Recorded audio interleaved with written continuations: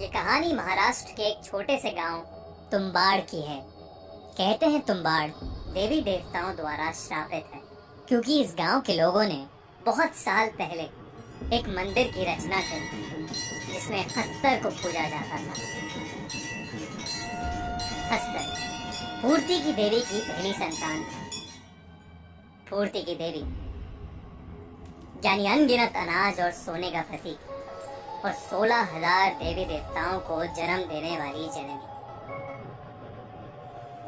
हस्तर बहुत ज्यादा लालची था। उसने देवी का सारा सोना हड़प लिया था और साथ ही वो सारे अनाज पर भी कब्जा करना चाहता था, पर बाकी देवी देवताओं ने उसे ऐसा करने से रोक दिया और उसे छोटे छोटे तिनकों में बांट दिया।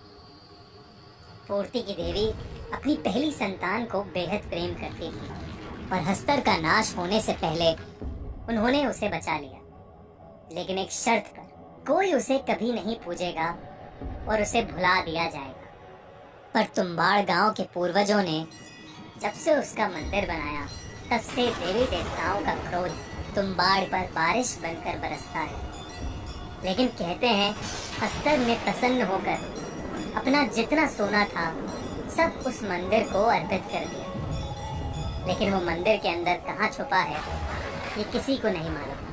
कई लोग वो खजाना पाने की चाह में मंदिर में गए तो जरूर, पर कभी वापस नहीं लौटे, इसलिए वो मंदिर सालों से बंद पड़ा है। गिरीश नाम के एक पंडित ने भी उसी खजाने की लालच में हस्तर की खूब पूजा करी और वहां जाने का सोचा।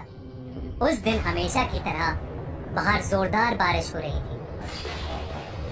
मंदिर के अंदर बहुत अंधेरा था और किसी मरे हुए जानवर की बू आ रही थी। अपने हाथ में मशाल लिए वो आगे बढ़ा। उसका पैर एक हड्डी के ढांचे पे पड़ा और उसने देखा कि उसके आसपास जंगली पेड़ों की लपट में कई लोग अधमरे से पड़े थे। वो ये देख के बहुत घबरा गया, पर हिम्मत करके आगे बढ़ा। उसे अचानक एक जानवर की दहाड़ने की आवाज आई।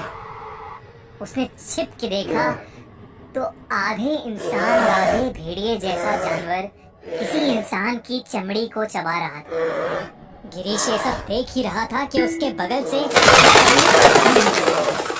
और वो उनसे बचते बचते नीचे गिर पड़ा।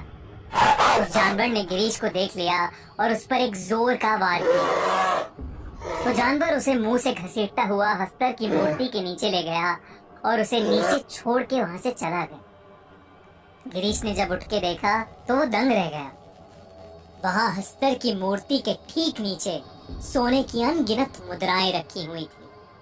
गिरीश की आंखें चमक उठी और वो अपनी पोटली में सारा सोना भरने लगा। तभी अचानक मंदिर में बहुत जोर जोर से धम धम होने लगी और पूरा मंदिर हिलने लगा।